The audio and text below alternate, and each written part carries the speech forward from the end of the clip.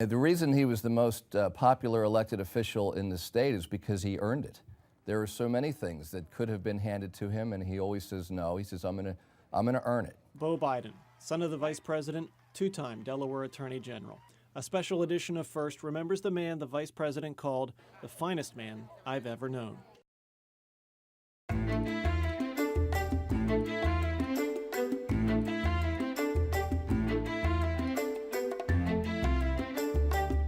Welcome to First. I'm Nichelle Poston along with Mark Eichman. This week we look back on the life and legacy of Beau Biden. The former Attorney General and son of Vice President Joe Biden lost his battle with brain cancer last Saturday. Beau Biden will be remembered for his life of public service and pushing to help those who could not always help themselves. As much as he valued his privacy, it's a life he lived in the public eye.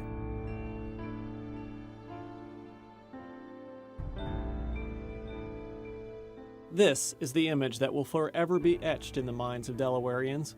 A newly elected Senator Joe Biden taking the oath of office next to the hospital bed of Beau Biden and his brother Hunter, their mother and sister lost in a fatal car crash. Joe Biden took to commuting from Wilmington to Washington on Amtrak so he could be with his family every night.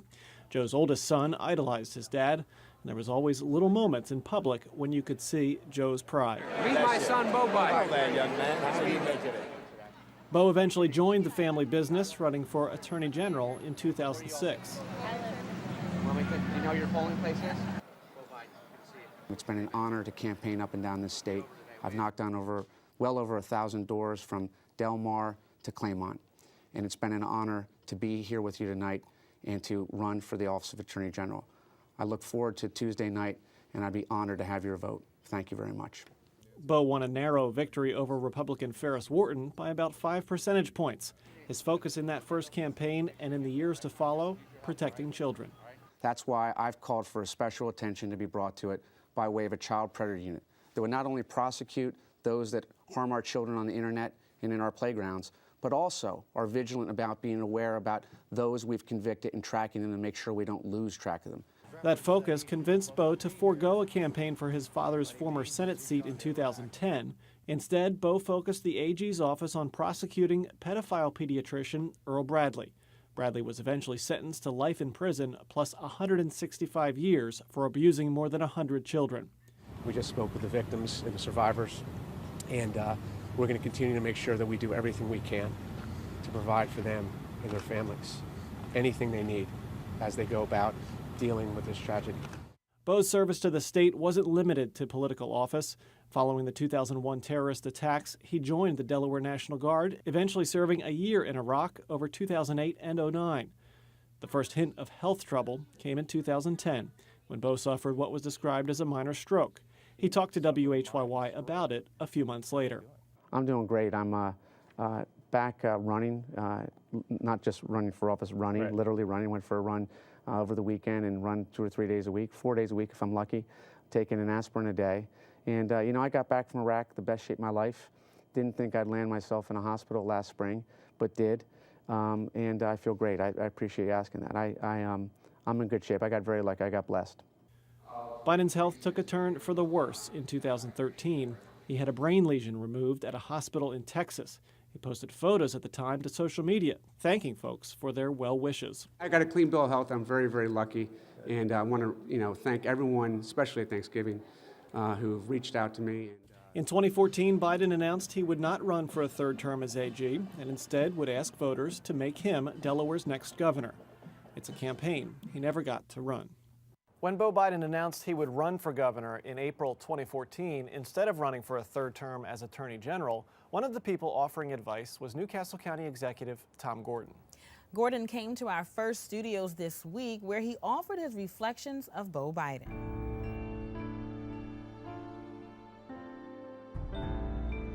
Explain your connection. It's always a pleasure talking to you, Nick.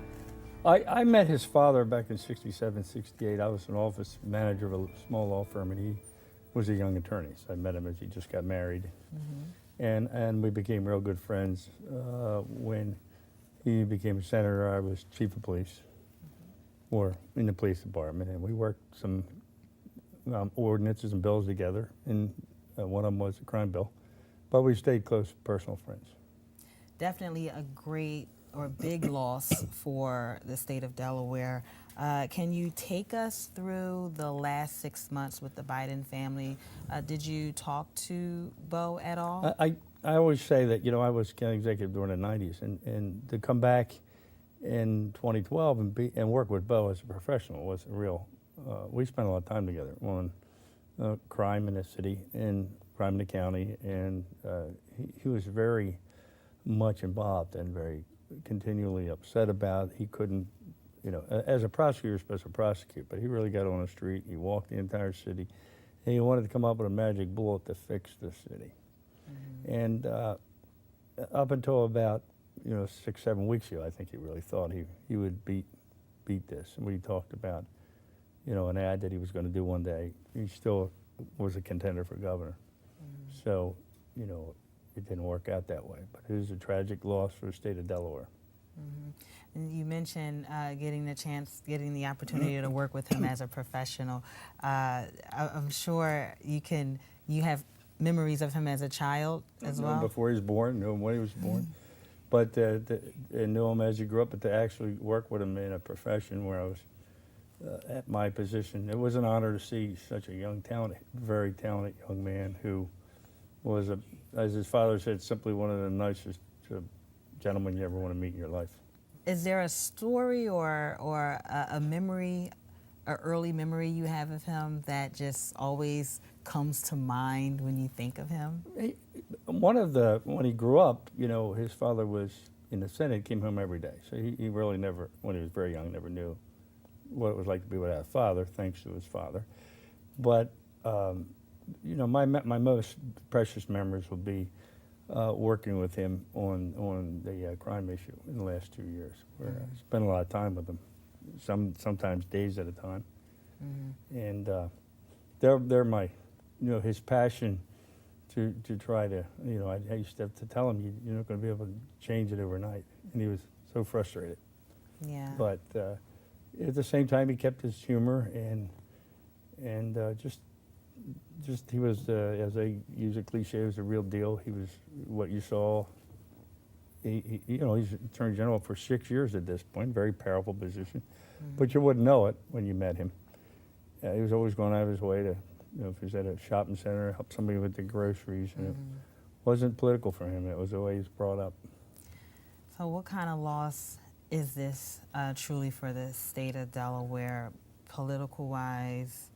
I think I was in Iowa with him, where I have some good memories there, for 6 weeks when his father ran 208. And I think he not only was going to be a local loss, but I think he had national potential. He was well liked across the country when he spoke for his father. And I think, you know, they're our Kennedy family, and I think it's a lost opportunity that so many people have been devastated by it. Everybody speaks kindly of Bo. It's just a shame that somebody at 45 years old, prime of his life, to be taken. Over the weeks and months to come, there will be much speculation over who will seek the Democratic nomination for governor next year. That is the last thing on John Carney's mind. Delaware's congressman described the void that people feel. He shared his thoughts earlier this week.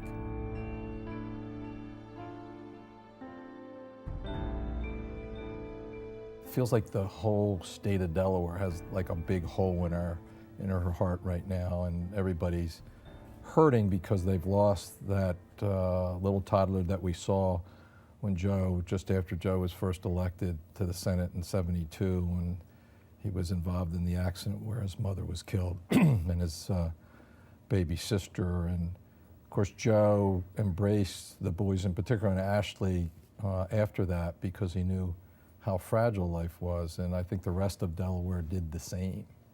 So we started a relationship with somebody as a young kid, and in a really emotional kind of way, and you just see that emotion pouring out now over the last couple days.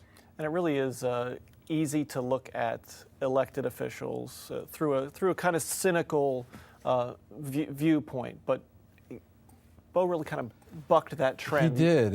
He had the burden of all that, you know, the burden of being the son, the oldest son in an Irish Catholic family. I know that feeling. Right.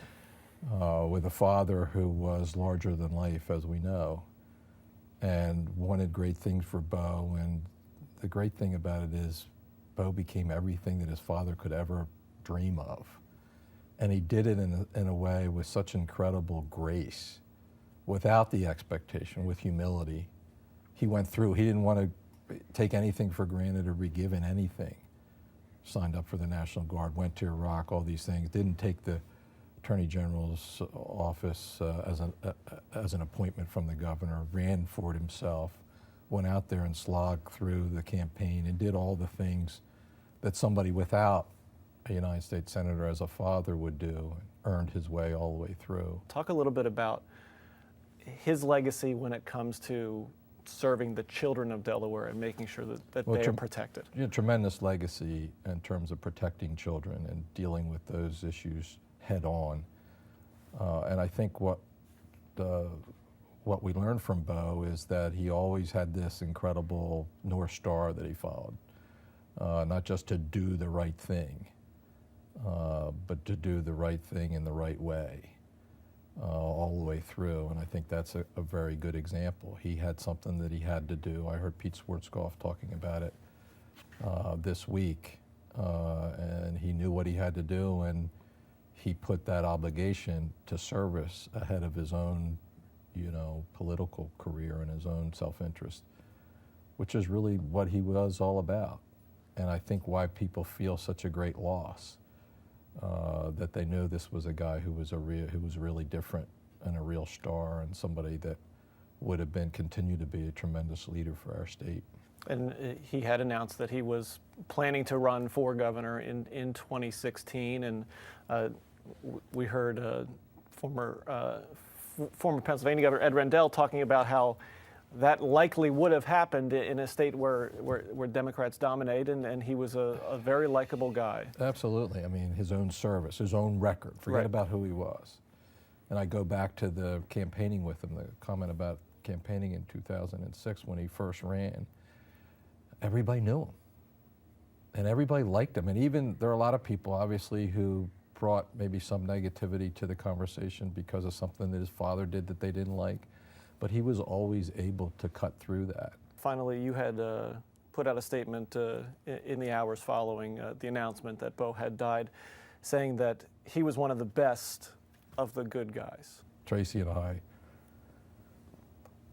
really felt that was how we felt about Bo, and it's similar to what his dad said about him in their statement, that he was just the best person that they knew, the best man that they knew. And I think that's, again, what makes it so hard for folks, because here was one of our native sons with just tremendous potential, and he was lost to us, and very hard.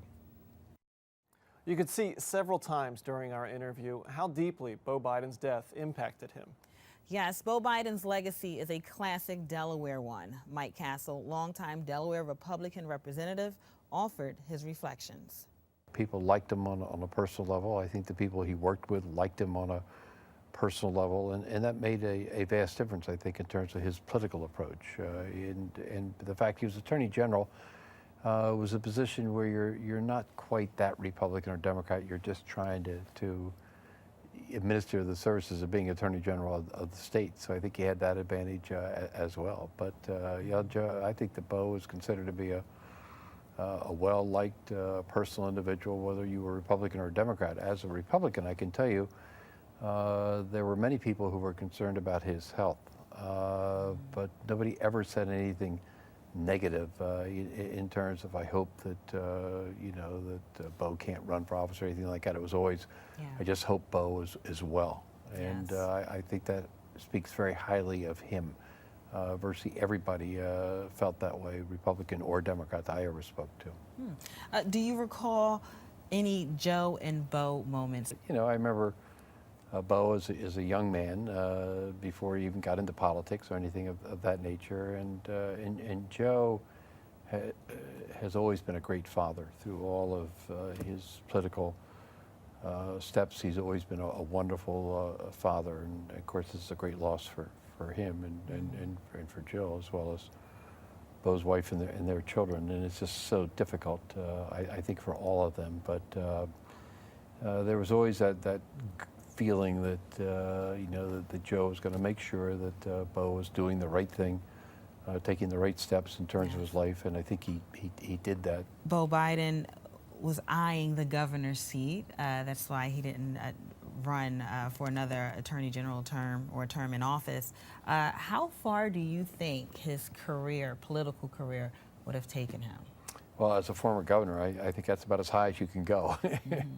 But having said that, he would have been a formidable opponent for governor. I can't imagine there would have been any kind of a primary against him in that race. I'm sure nobody really wants to talk about it yet, but at some point in the next few weeks, there'll start to be rumors about who's considering it or whatever it may be, and we'll see how it all shakes out then.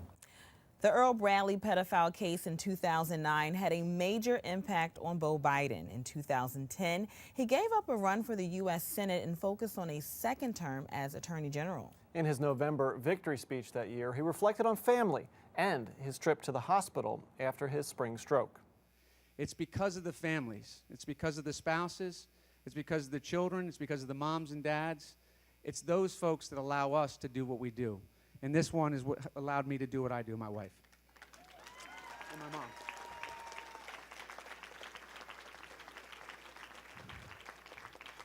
I also want to thank you in this room. You really are our family. You really are our family. And it's the prayers of the people in this room that sustain me. You know, I often don't start talking about prayer here, but your prayers and the prayers you made for me, for my unit last year, and the prayers you made for me last spring when I ended up in a bed that I didn't think I'd end up in. They sustain you. And I thank you from the bottom of my heart for being there for me. Bo Biden's legacy will be remembered in the way he connected with those close to him. Margaret Aiken and Rob Buccini made contact with Bo when they were kids. Margaret went on to become Joe Biden's communication director. None of them ever lost contact.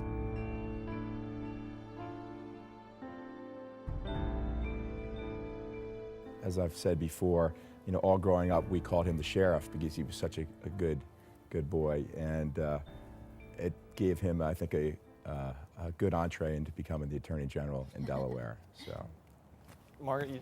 Well, I haven't known him as long as Rob. I met him in high school.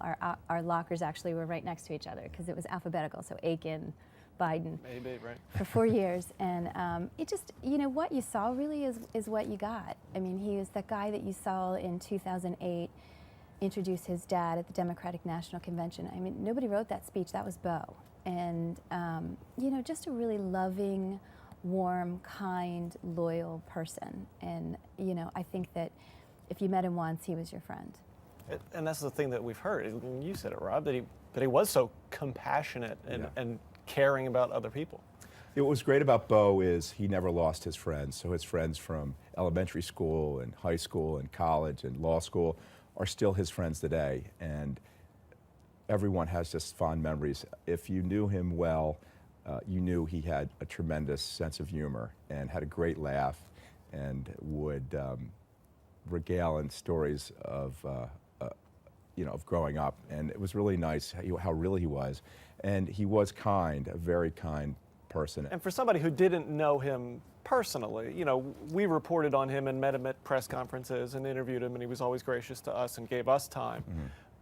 But for somebody who didn't know him personally, you could look at that and say, oh, well, that's a calculated thing, that he's being nice to me, that he's being nice to these people because they're voters. But that's not the case. No, I mean, he just had he had a great soul and just a really kind person. Like Robbie said, I mean, ever since he was a kid, like, he's always been that way. They're a very loving, very close family. I don't ever remember being with his dad where he didn't have a phone conversation with Bo where they said, I love you at the end. Yeah. I mean, he ended phone calls with me, and I'm sure Robbie like that. Like, I love you, and send a text like, love you, you know. And he was just a really decent, good guy.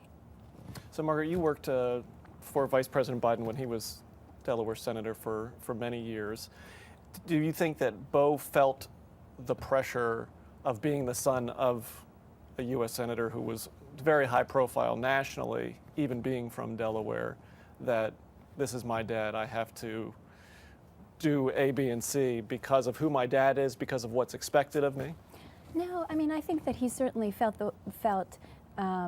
you know, I mean, he knew he was the senator's son. He was raised that way, but I don't think that he got into politics for that reason. I think it was almost born into him. You know, he was, like Robbie said, we called him the sheriff. You know, because he just was good. He was the president of our class in high school. You know, he was a natural leader, and he was really compassionate, and he really wanted to make a difference. And I think for people like that, that's a natural, you know, progression into politics. You know, I've often said that, you know, after 9/11, I was actually in D.C. with his dad in the Capitol when, I mean, we were evacuated, and the whole country was just really shaken, and, you know, everybody wanted to do something. Everybody did. But Bo actually did it. You know, he joined the National Guard. He was comfortable. He was in his 30s. He had a great career. He had a great future. And he joined the National Guard, and he ended up going to Iraq. I mean, there's not a lot of people that would do that. Bo always felt like a very strong sense of service, and he wanted to earn it on himself. To go back to your question about his dad, I mean, I know that this is pretty common knowledge, but when Jane Brady became a judge, he was offered the AG spot to just slide into it. I mean, he would have been appointed the Attorney General, and in Delaware, running as an incumbent is a huge advantage. So, you know, people like me, people who were advisors and friends of him were like, take it, you know, but he did it. He wouldn't do that. He wanted to run and earn it.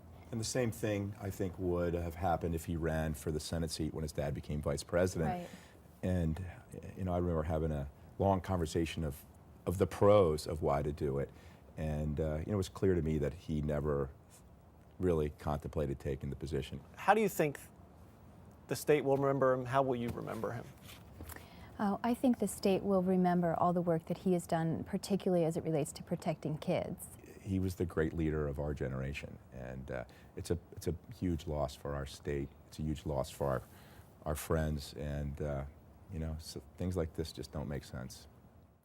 You didn't need to be famous to come in contact with Bo Biden. For Sherry Dorsey Walker and Jordan Hines, it came in a chance encounter. No matter where you turn, you'll see an outpouring of love for Bo Biden. On Saturday, my Facebook timeline was filled with nothing but sweet moments about Bo.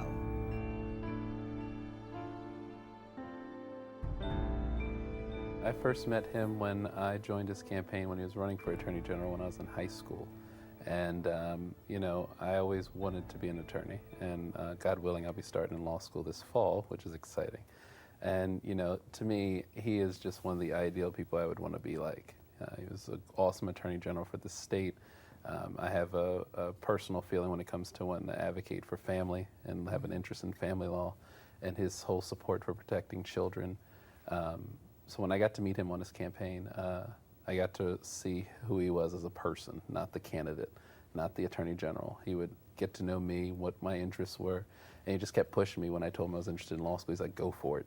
Don't get caught up in politics. Just go to law school and help defend families that you think need your support. So one of my favorite memories is working with him on his campaign and him encouraging me to continue in pursuing law school. I think one of my fondest memories, and it kind of becomes a bit of a joke. We were at the Public Allies, and it was a day where the Public Allies were being introduced, and so he came and he gave a speech. And he was very, very fidgety, and he was sitting at the table right next to mine, and I kept tapping him. I said, are you okay? Are you okay? He's like, I'm fine, Cher, I'm fine. I said, it doesn't seem like it. You're just moving around, and you're usually very calm when you're giving a speech. He's like, I'm fine. He kept just saying, I'm fine. Well, he had written a speech, but then when he got up to speak to the Public Allies, he said, I have to throw this speech away. I just have to speak from my heart. And he started talking about that he was in Texas at the time of, he had just come home 2 days prior to the gentleman that he just went off at one of the forts in Texas. And he said, you know, you realize life is so valuable. And he started talking about family and the importance of family. And he said, I was just there at that fort in Texas, but God saw fit for me not to be there when the young man had the mass killing down there. And after his speech, I said, job well done. pushed him in the shoulder, and he was like, I said, that's why you were so fidgety? He was like, yeah, I was just trying to think about what I wanted to say.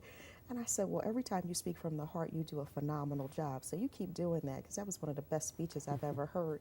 And he said, are you going to start making fun of me? I said, absolutely not. And I started moving around.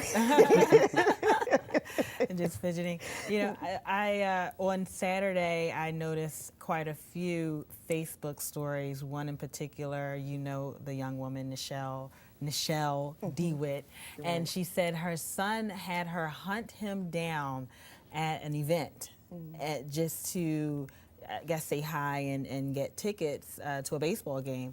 And she was a little nervous at first, but she hunted him down, tapped him on the shoulder, and was just surprised when he turned around and just embraced her and gave her a hug and took pictures with her and her son and gave them, of course, some baseball tickets to a Baltimore game. One thing I can say about Jordan, you are great at taking pictures. That picture that I sent you was, at the time I was attending Widener University.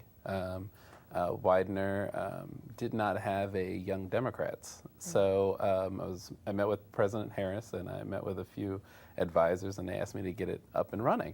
So I got up and running for a while, and I was just like, I need more members. We need something that will drive people to get involved. We all decided, well, it wouldn't be awesome to have Attorney General Biden to open up, to kick off our Young Dems. And the picture that I sent you guys was a picture of him coming out to speak. And it's so funny because he came and he's like, what am I going to talk about? And I was just like, you're asking me? You're asking me? Yeah. And literally, he was just like, well, explain to me what you guys have been doing. And I was telling him how Young Democrats are involved with the City of Chester campaign for the mayor race. And he's like, well, how'd you get it going? And I told him why I was so passionate about it. And he, again, spoke from the heart.